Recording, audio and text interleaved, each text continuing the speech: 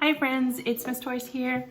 I know that we aren't able to meet face to face right now, but I would love to still hang out with you virtually through the computer screen. I'm here at my home and I just wanted to show you that you could still do science learning wherever you are. So let's go ahead and get started.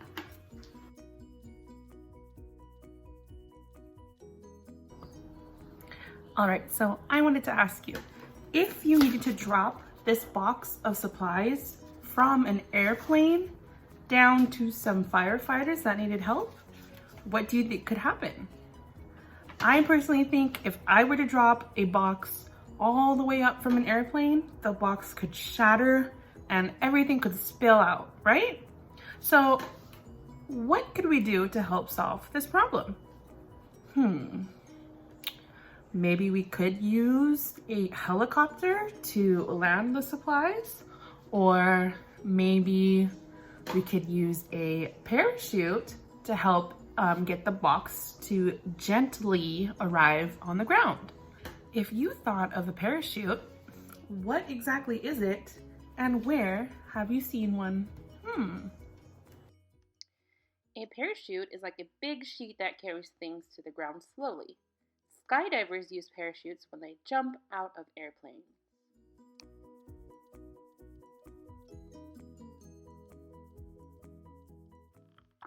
As soon as people began flying in small airplanes, they were faced with a problem. How could a person escape from an airplane that was in trouble? How could a person return safely to the ground without the plane?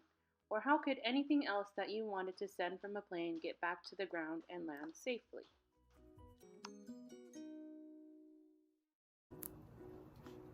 You might be wondering, how does a parachute exactly work? So today, our job is to work as an engineer. So an engineer is a person who designs, builds, or maintains engines and machines.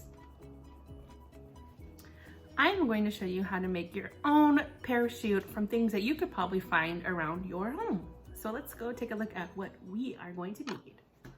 Alrighty, my friends, so the first thing that you are going to need is a piece of napkin.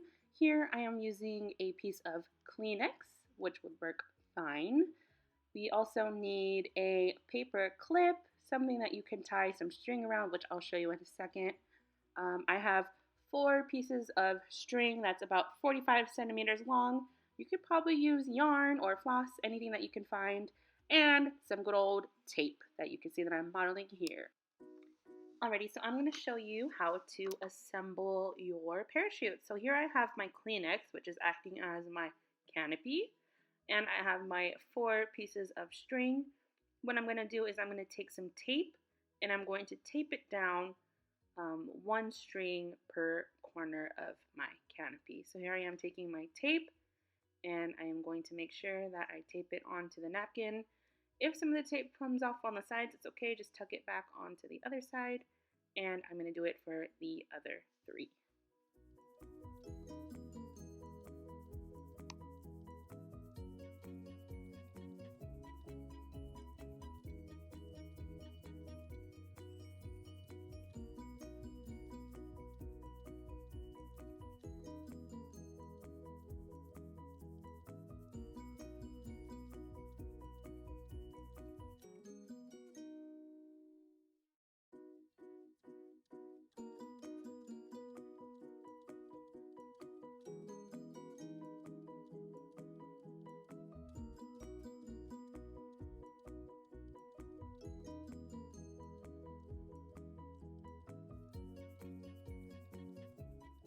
Alright, so now that you have your 4 pieces of string, which are acting as my parachute cords, I'm going to collect them all and flip it over to make sure that the tape side is facing down. Okay, so if you can see here, my string is dangling. I'm going to pull them together, and I'm going to show you that the tape of the napkin is on the bottom there. See? Pretty cool. All right, so what you are going to do is you're going to take your napkin or your canopy and pull it up towards the center. Line up your string so they're all together. I am then going to take my paper clip and feed it through the loop side there. You have two options here. You can have someone help you tie a knot, or if you don't want to tie a knot, you could just simply use string like I am here. I'm going to take a piece of my tape and I'm going to feed all 4 cords through the paper clip, and then I'm going to loop it over and tape them all together.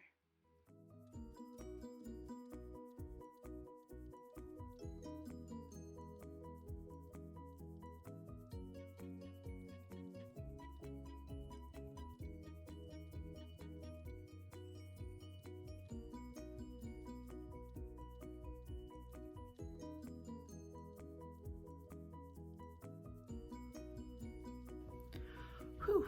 All right, so now that we have assembled our parachute, we now have a finished product here. So this is my little person, that's my paper clip. I have my cords, and I have my canopy, which is made out of a tissue. Alrighty, so I have my wonderful assistant here holding it up for me, and we are going to lift it up high and drop it towards the floor. So once again, lifting it up high and letting it drop towards the floor.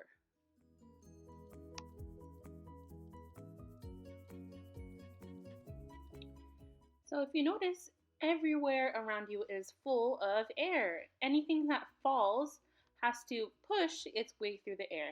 In order for a parachute to fall, it has to push through the air. The reason why my parachute can slowly fall down is because of something that is called air resistance. Alrighty, my friends, we have made it to focus question time. So how does a parachute interact with air? So how does a parachute interact with air? Alright, so I have some sentence frames here. So my first one is, when I flew my parachute, it. So what did you observe? I observed that it fell to the floor. So it flew to the floor. Awesome.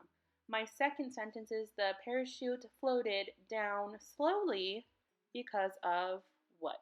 What do you think? If you said air, you are so correct. Awesome job. All right, last but not least, the air is. Where's the air? Remember that it's all around the parachute.